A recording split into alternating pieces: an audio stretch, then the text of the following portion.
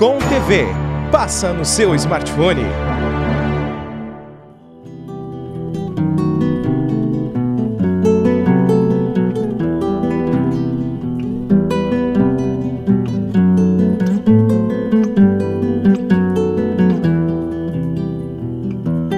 Buenas, gauchada amiga que nos acompanham todos os domingos nesse canal da Bitcom TV, prestigiando o nosso Prosa de Galpão, que já é assistido pela gauchada Brasil afora e até no estrangeiro.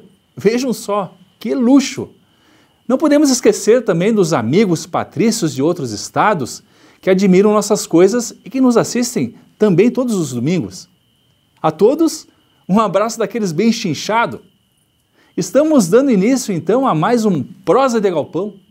E esse programa não é como o mate do João Cardoso ou o mate das senhoras do Moraes, que nunca chegam. Faça frio, chuva ou sol, estamos sempre aqui, de volta com um interessante tema para brindá-los todas as manhãs de domingo. E hoje o tema chama a atenção, tanto como prenda com o vestido novo no baile. Mas que barbaridade!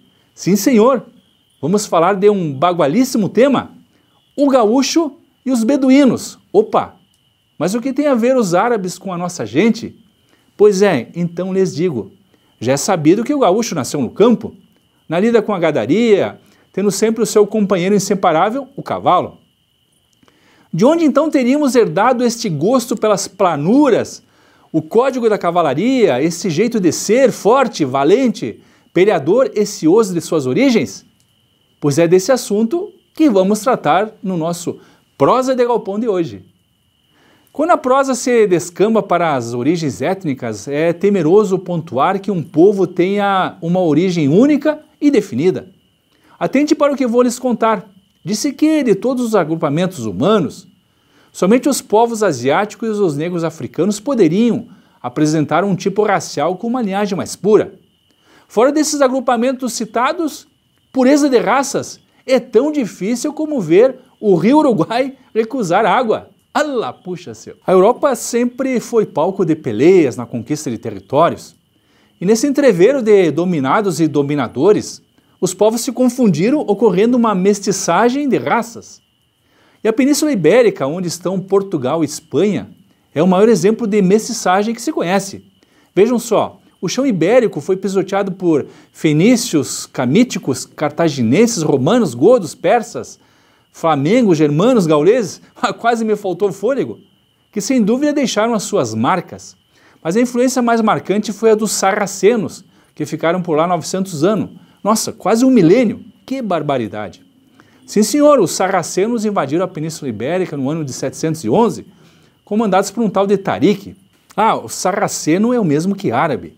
E os sarracenos eram berberes, um dos povos mais antigos do norte da África, arraigados então às suas tradições, costumes e hábitos herdados de muitos séculos. E inclusivemente eram habilidosos na cavalaria.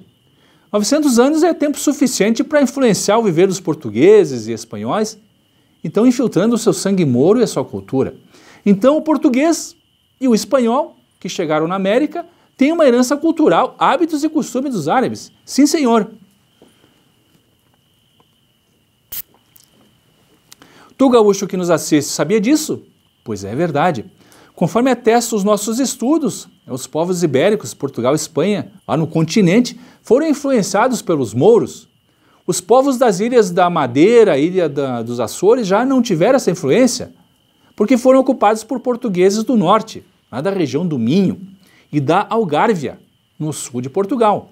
Nos Açores, ali chegaram os portugueses de Algarve ou da Ilha da Madeira. Também os flamengos, vindos lá do norte da Bélgica ou França. E, é claro, os mouros. Disse que naqueles tempos os açorianos eram mais inteligentes e laboriosos que o pessoal do continente. Melhor não falar na frente dos continentinos portugueses. Alá, puxa seu! Bueno, então dos portugueses e dos espanhóis, recebemos a influência árabe no nosso jeito de ser. O gaúcho, sim, o gaúcho das Três Pampas, Brasil, Uruguai e Argentina, que se orgulha do seu código de honra, que se orgulha da sua cavalaria, não pode esquecer que deve isso ao mais nobre e ao mais ágil dos cavaleiros. E estou falando do árabe. Bueno, é importante reforçar que isso é um estudo que precisa ser dado continuidade ainda, né? E há muitas fontes de pesquisa que convergem para o mesmo entendimento. Não somos pesquisadores de um livro só, o que é temerário. Essa questão de pesquisas, aproveito para dar um exemplo da confusão criada na nossa literatura brasileira e que induz os patrícios leitores ao erro. Os mais maduros devem lembrar da obra Os Sertões, de Euclides da Cunha. Este foi o primeiro livro-reportagem brasileiro. Euclides da Cunha foi representar o jornal O Estado de São Paulo, na Bahia, e retratar o conflito de Canudos, liderado então pelo fanático religioso Antônio Conselheiro. Esta obra foi publicada em 1902 e, para provocar nossa brabeza, o taura Euclides da Cunha comparou o sertanejo como sendo um tipo muito forte e o gaúcho vil e frágil, ao topar com situações difíceis. Que coragem do tal! Escapou de levar uma troviscada de mango se viesse para cá. Alá, puxa! Evidente que não se pode negar que o sertanejo é um brasileiro de muita força para sobreviver num sertão tão inclemente. Mas o gaúcho, frágil e vil? Capaz! Estamos falando de um povo que por 200 anos defendeu as fronteiras contra as investidas dos espanhóis, dos índios, dos castelhanos. Impossível de aceitar. Infelizmente, Euclides da Cunha não dedicou tempo para estudar as origens do gaúcho, a sua psicologia, a tenacidade, a coragem e a sua rebeldia também. Outro autor conhecidíssimo da literatura brasileira, José de Alencar, em 1870 escreveu a obra O Gaúcho, e os meus contemporâneos devem recordar. Bueno, Alencar ousou escrever sobre o gaúcho sem nunca ter pisado nessa terra, com um linguajar nada típico daqui, um perigo. Mesmo que não tenha denegrido a nossa imagem, mas também não é uma obra que o rio-grandense nascido nos campos possa ler e identificar-se com o que está escrito. Como resposta a Alencar, o rio-grandense Apolinário Porto Alegre escreveu 2 anos após O Vaqueiro, na mesma linha de Alencar e com um linguajar também muito distante do falado no Rio Grande do Sul. No meu ponto de vista, 2 obras despeadas do rigor que uma obra regionalista deve primar: o retrato fidedigno dos tipos humanos, o linguajar e o jeito de ser. Bueno, seguimos então fazendo um paralelo entre o gaúcho e o árabe, que é o nosso tema principal. Ao falar do árabe, estamos falando do beduíno. E beduíno é o homem que vive do gado, um tipo andarengo que não tem um paradeiro fixo. O beduíno não é um cigano que vagueia sem sentido. Pelo contrário, ele busca as boas pastagens, uma boa sombra e também a água escondida sob as areias. Numa tribo, todos os beduínos são irmãos, são solidários e por eles doam a sua vida. Comparando o gaúcho e o beduíno, nós enxergamos uma caravana então de beduínos montados nos seus camelos, com seus turbantes, juntos e solidários para enfrentar a solidão e as distâncias. Aqui o gaúcho, feliz do seu habitat, forma sua caravana de carretas, de aguilhada em punho, seguindo pelas estradas que serpenteiam terras cobertas de verde.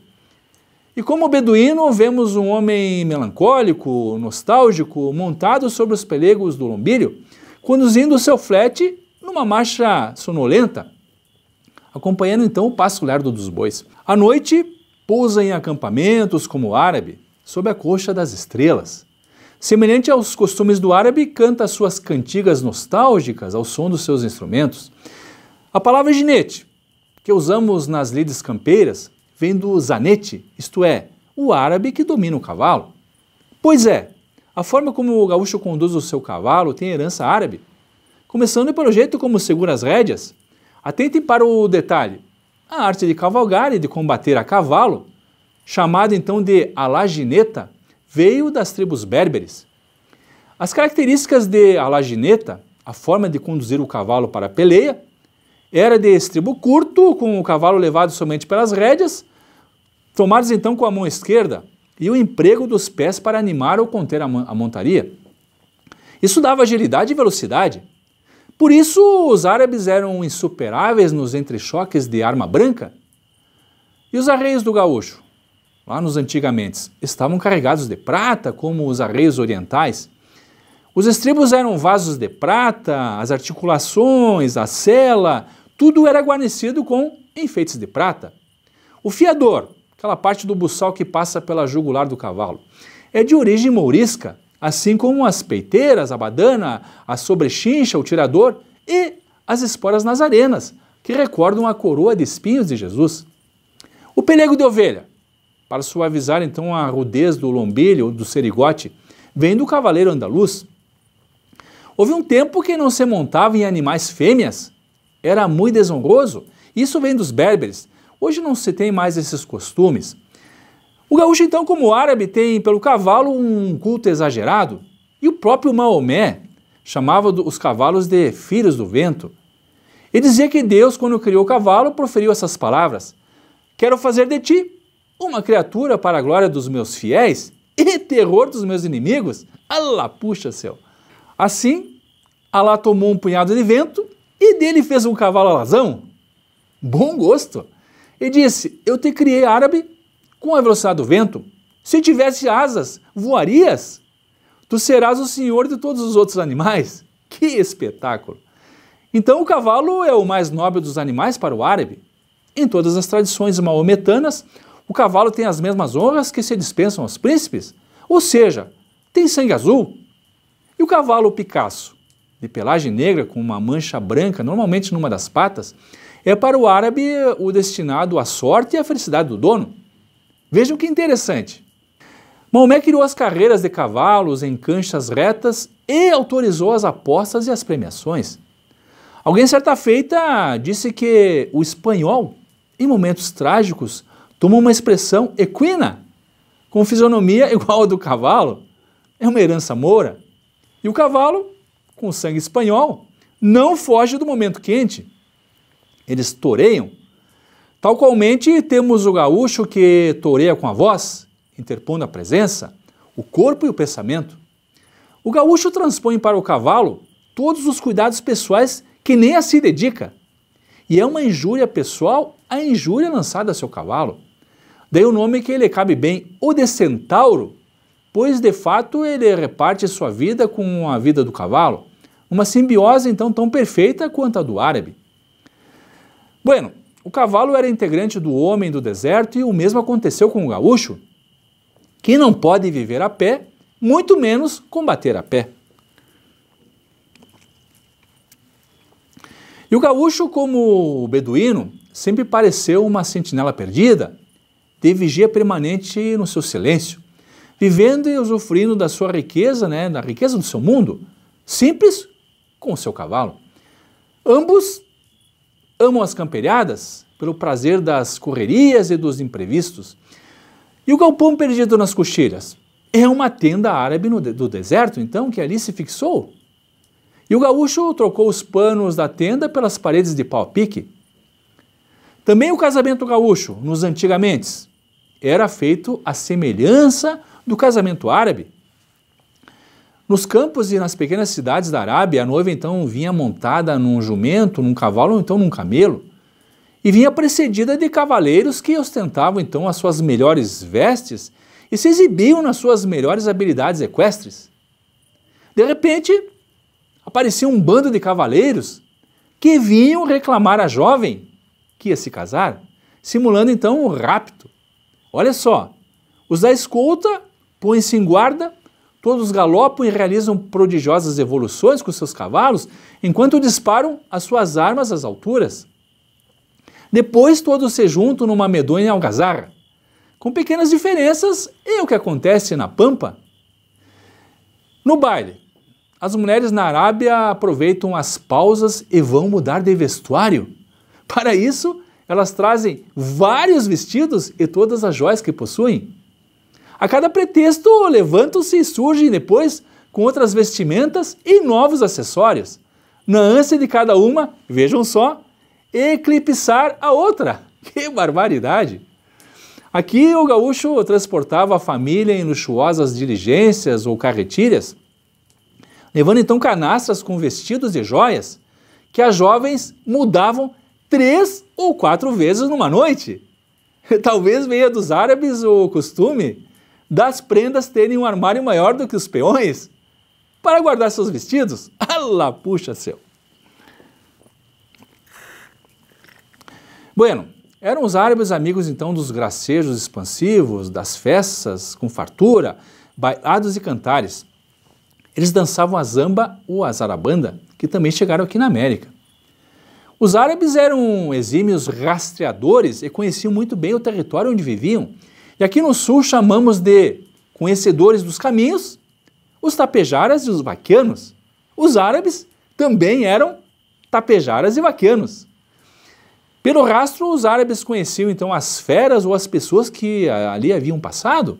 No nosso vocabulário, trazemos muitas palavras árabes que são faladas hoje no nosso cotidiano, como guri, alazão, quintal, xarope, charque, arroz, as frutas laranja, limão, a cenoura, a melancia, açude, azenha e a maioria do nome das encilhas. O traço pessoal do beduíno é também o traço pessoal do gaúcho, que é a hospitalidade. Ao chegar alguém que nos visita pela primeira vez, é costume dizer-lhe: disponha desta casa, esta casa é sua. Ao recebermos um elogio a algum bem material, dizemos: as suas ordens, ou isso também é seu.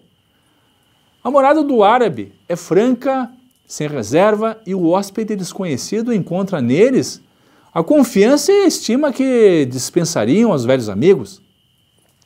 O árabe não vê diferença entre os seus. É o mesmo nivelamento social nos nossos galpões, onde não há diferença social entre o patrão e os peões. Agora eu vou lhes contar dos valores árabes, que por aqui não é muito diferente. O árabe vê na sua nação a mais nobre de todas. Orgulha-se da pureza do seu sangue, da sua eloquência, da sua poesia, da sua música, da sua espada e do seu cavalo. Ninguém vence na peleia melhor do que ele, e ele sabe muito bem manejar o laço. E nos bailes? É o melhor que dança. E o gaúcho não é parecido? Os beduínos desprezam os homens também agarrados à agricultura. E nas suas crenças é um castigo ser camponês. Vejam só. Disse que não plantavam o trigo porque para guardá-lo o homem teria que renunciar à liberdade. Vejam só. E o seu estado normal era de cavalaria. As queimadas no campo vêm do árabe, o que é comum nos nossos campos nessa época de inverno. O jogo da tava, o jogo do osso, era conhecido pelos romanos e muitos outros povos da antiguidade clássica. E nos chegou aqui com os espanhóis, naturalmente herdado dos árabes. No retrato psicológico do árabe, o fatalismo é predominante. No seu livro sagrado, uma palavra resume sua atitude moral diante do mundo. Maktub, que quer dizer, estava escrito. O espanhol herdou este fatalismo e nos trouxe para a América. Quantas vezes se diz, seja o que Deus quiser, tinha que acontecer? E o árabe responderia simplesmente, Maktub, estava escrito. Resumindo esse paralelo entre o árabe do deserto e o gaúcho da pampa infinita, fica o seguinte, que os árabes berberes ficaram por 9 séculos na Espanha e Portugal. Andaluzes do sul, maragatos das montanhas da Espanha, e os portugueses do sul e das ilhas atlânticas vieram para a América. Os espanhóis nas nossas fronteiras por 200 anos nos trouxeram esses hábitos e costumes que eram familiares a ambas as nações portuguesas e espanholas. Bueno, o gaúcho está em constante revisão. Isso é uma verdade. O beduíno para na sombra do oásis e fica a olhar a sua figura no espelho das águas. Ele está ali para cultuar a sua imagem de valentia e superioridade. E com o mesmo orgulho o faz o nosso gaúcho, mirando a sua estampa na lâmina das aguadas, nos arroios que correm ou no aço espelhado da sua faca. Bueno, então avançamos em mais um tema que explica o gaúcho desta parte meridional do Brasil.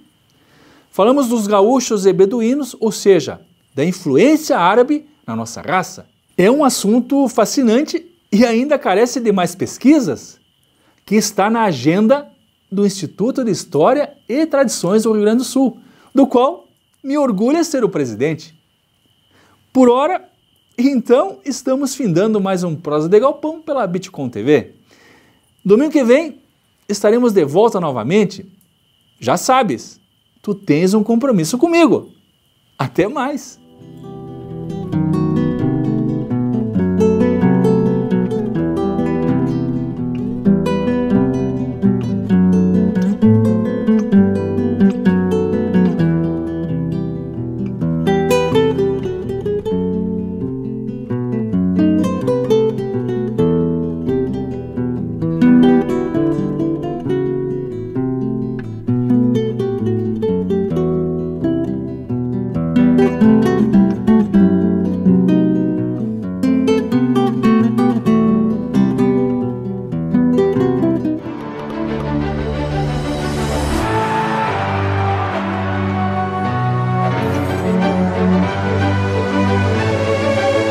Bitcom TV, passa no seu smartphone.